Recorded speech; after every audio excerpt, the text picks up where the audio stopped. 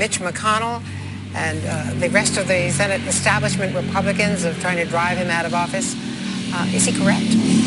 Well, I don't know if he's correct or not, but we're at a point now where really Alabama voters are going to make that decision. And in the Senate, no matter who gets elected from Alabama or what happens with anybody else, we need to be sure that we've got an environment where people want to come and be part of that, where women are comfortable being part of that. My chief of staff's a woman, my legislative director's a woman, my press person is a woman. We wouldn't want to have an environment where you couldn't have the best people come, and so we put together a working group. Senator Klobuchar and Senator Cortez Masto and Senator Capito and I, Senator Shelby joined us. We proposed changing our rules so there's mandatory orientation toward these things that shouldn't happen, so people know what is perceived to be inappropriate, and also to change the law going back to the 1980s, where it may have seemed reasonable at the time. But in the current law, if you report harassment, you're the one that has to go into 20 hours of counseling before you can decide whether you were really harassed or not. That's just totally inappropriate. Now, politically, are Republicans better off if Roy Moore wins or if he loses? If he loses the seat, or whether he wins and Democrats think they have an issue going forward?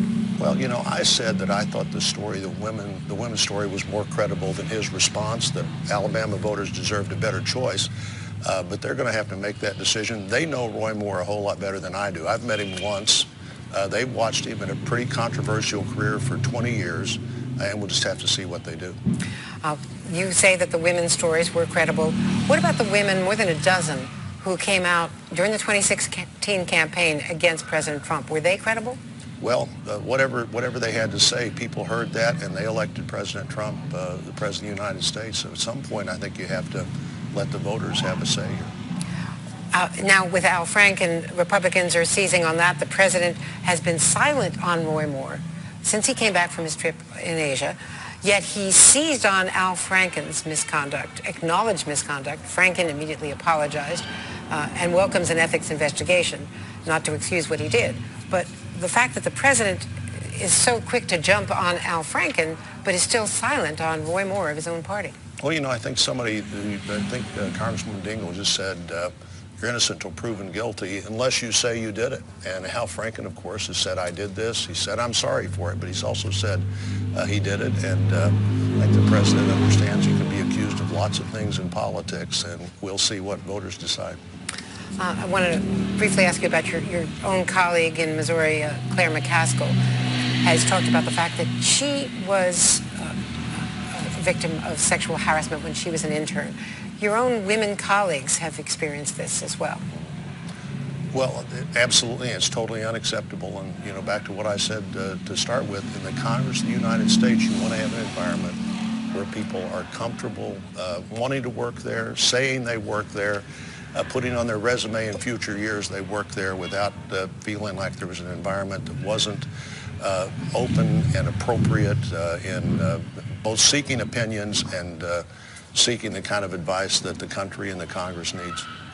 Now, after an event on tax reform, which is the big issue facing the Senate now, your colleague in Arizona, Jeff Flake, was caught on an open mic saying this. Come the party of Roy Moore and Donald Trump. We are toast. What about the political fallout from all of this and from the impression that this tax bill is opposed by 59% of Americans right now, according to the latest Quinnipiac poll? Well, you know, I think your comment there after a event on tax reform, so all these things do is they take attention if we don't handle the environment correctly, if we don't have the rules correctly, because tax reform clearly is going to affect the country. It's going to affect our economic future. Looking at the way that the tax bill has been reported, I could understand people's concern about it, but when you look at the real tax bill, both House and Senate, I think it's designed to do two things. One is to create immediately more take-home pay for hardworking families, and the second thing is to, at the other end of the scale, do whatever we can to be sure that there are better jobs in the future for those very same families. We've had 8 years of economic stagnation for hardworking families. And this tax bill, I think, creates the opportunity to move dramatically beyond that. There's plenty of evidence from Republicans as well as Democrats that, first of all, the corporate taxes are permanent. The individual taxes expire in about a decade. And it blows a hole in the deficit of at least $1.5 trillion, but by many nonpartisan estimates, as much as $2.2 trillion if you take away the gimmicks to just get it under that budget ceiling for now. Well, it doesn't take much in economic growth to offset both of those numbers. If we get back to the 70-year average of 3.2% growth instead of the Obama year average of less than 2, we're up to 3 already. We're anticipating in this bill 2.6, and every 0.1% of growth there makes a huge difference in federal revenue. If you believe tax policy has economic consequences, you don't statically score that. You score that based on what those consequences will be.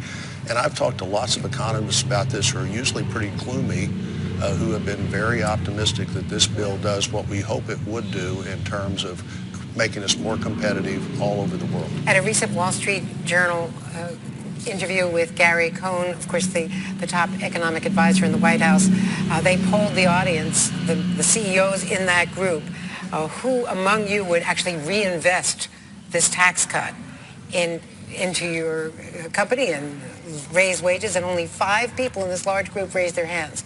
That has not been the history.